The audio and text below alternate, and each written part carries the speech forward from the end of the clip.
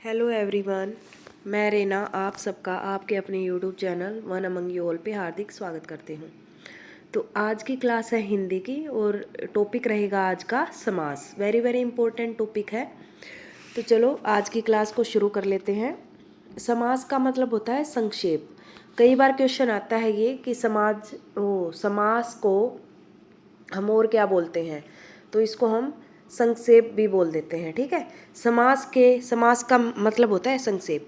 समास के कुल भेद हैं, जो मुख्य भेद हैं वो 4 होते हैं, लेकिन इसके कुल भेद हैं वो 6 होते हैं। ठीक है, ठीक, मुख्य भेद है। और समास किन किन तत्व या भाग से मिलके बना होता है, तो समास में क्या होता है, पूर्व पद होता है, उत्तर पद, समस्त पद और समास विग्रह। जैसे कि फॉर एग्जाम्पल राजकुमार शब्द है, ठीक है, तो पूरा का पूरा जो शब्द है वो क्या होगा, समस्त पद क्या है, राजकुमार। तो राजकुमार का जो पूर्व पद है, अगर हम इसको विग्रह करेंगे, समस्त पद का विग्रह करेंगे तो क्या बन जाएगा, समास विग्रह क्या होगा इसका, राजा का कुमार। ठीक है, तो पूर्व पद इसमें क्या हुआ, राजा, और जो उत्तर पद है वो क्या होगा, कुमार। ठीक है, प्रधानता के आधार पर समास को कितने भागों में बांटा गया है, 4 भागों में बांटा गया है। ठीक है, मुख्य भेद है समास के 4। पूर्व पद प्रधान, एक तो होता है अवयवी भाव समास, उसमें क्या होगा, जो पूर्व पद होगा वो प्रधान होता है। फिर आता है तत्पुरुष, द्वंद्व और बहुव्रीहि।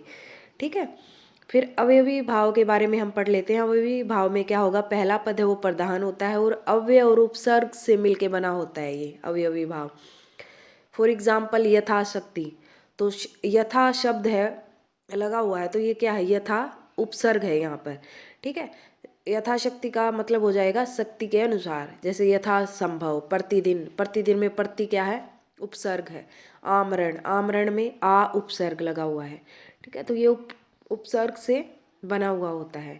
जैसे फॉर एग्जाम्पल किन किन शब्दों से मिलके जो अवयवी भाव है वो बन सकता है, जैसे यथा, भर, प्रति, वे, आ, बै। ठीक है, तो ये बहुत सारे शब्द होते हैं जो कि उपसर्ग का काम करते हैं और अवयवी भाव समास इनसे मिलके बनता है।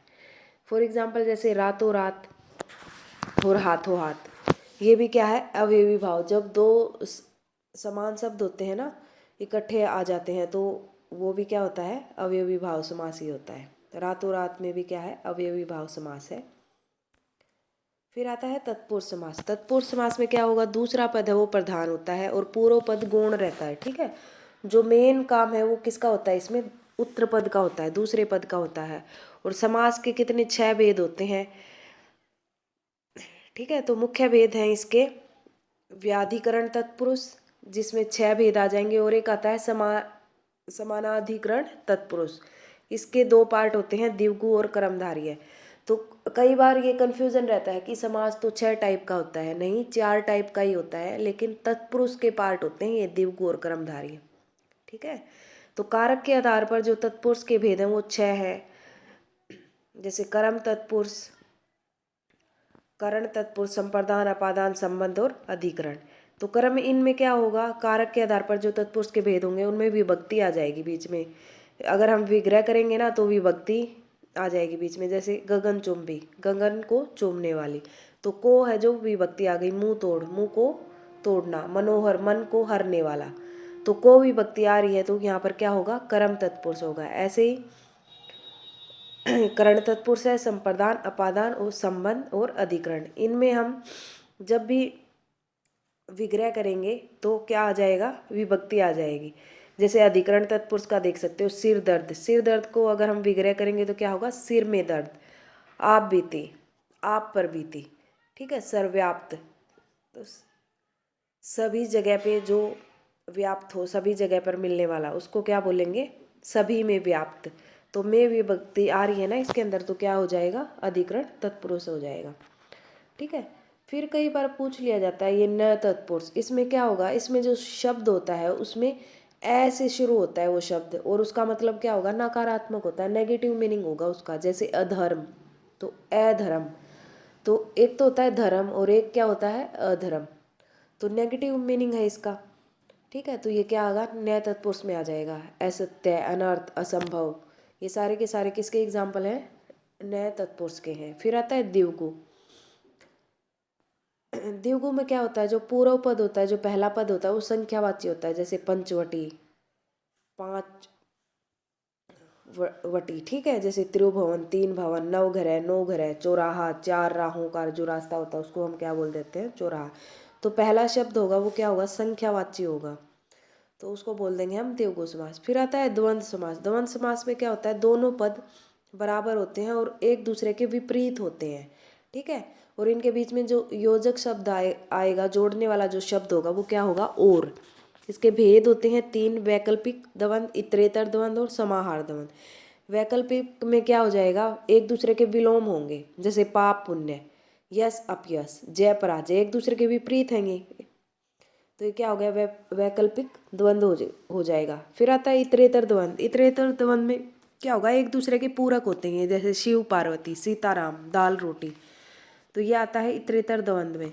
वैसे एग्जाम में इतना डीप में नहीं पूछा जाता, सीधा ही पूछ लेते हैं कि भाई कोई भी समास दे देंगे और ऐसे पूछ लेंगे कौन सा समास है, द्वंद्व समास है या तत्पुरुष है या कोई भी, ठीक है। इतना डिटेल में नहीं पूछते कि कौन सा समास है, वैकल्पिक द्वंद्व है या इतरेतर है या समाहार है, लेकिन आप लोगों को पता होना चाहिए कि इसके भी, द्वंद्व के भी तीन पार्ट होते हैं। समाहार में क्या होगा, दोनों पदों से सभी पदों का बोध होता है, जैसे रुपया पैसा, घास फूस, ठीक है, बोल चाल, दोनों पदों की क्या है, अपनी एक प्रधानता है। दोनों शब्द जब मिल जाएंगे तो वो शब्द क्या होगा, पूरा का पूरा पद का बोध कराएगा हमें, ठीक है। लेकिन यहाँ पे एक एग्जाम्पल डाल रखा है मैंने, 36। 36 में क्या होगा, जैसे कई बार 36 वर्ड को क्या सोच लेंगे बच्चे कि ये द्विगु में आएगा, कि संख्यावाची है, ये संख्यावाची तो है लेकिन इसका विग्रह करेंगे तब ये और शब्द बीच में आ रहा है। 36 किससे मिलके बना हुआ है, 30 और 6, ठीक है। तो ये क्या है, द्वंद्व समास होता है, न कि द्विगु, तो ये बात आपको याद रखनी है, ठीक है। फिर आता है कर्मधारय। कर्मधारय में क्या होता है, उपमेय और उपमान का संबंध होता है। जैसे इसमें उपमेय क्या है, विशेष्य, और उपमान क्या है, विशेषण। और विग्रह करने पर इसमें जो शब्द आता है बीच में, जैसे एग्जाम्पल है यहाँ पर महाकवि, महान है जो कवि, महापुरुष, महान है जो पुरुष, तो जो शब्द आ रहा है ना, काली मिर्च, काली है जो मिर्च, तो जो शब्द आ जाएगा इनमें विशेष्य और विशेषण का या उपमेय या उपमान का संबंध होगा, ठीक है। तो ये आता है कर्मधारय समास के अंदर। बहुव्रीहि समास में क्या होगा कि शब्द को जो होगा वो किसी अन्य पद को डिनोट करेगा, कोई अन्य पद इसके अंदर प्रधान होता है, जैसे घनश्याम, घनश्याम हम किसको बोलते हैं, भगवान कृष्ण को बोल देते हैं। पीताम्बर, पीताम्बर जो पीले वस्त्र धारण करता है तो भगवान विष्णु को बोल देते हैं, है ना। तो चक्रपाणी, चक्र को ग्रहण करने वाला कौन होता है, चक्रपाणी, चक्र को किसने ग्रहण कर रखा है, भगवान श्री कृष्ण ने। तो इस तरह से जो शब्द किसी अन्य व्यक्ति को या अन्य किसी चीज को डिनोट करता है उसको हम क्या बोल देते हैं, बहुव्रीहि समास बोल। नीलकंठ है, जैसे नीलकंठ हम किसको बोलते हैं, भगवान शिव के लिए हम नीलकंठ शब्द का यूज करते हैं, तो ये आ जाएगा बहुव्रीहि समास में। तो ये तो थी आज की क्लास। अगर आपको क्लास अच्छी लगी हो तो क्लास को लाइक करें, शेयर करें और चैनल को सब्सक्राइब करना ना भूलें। Thank you all of you.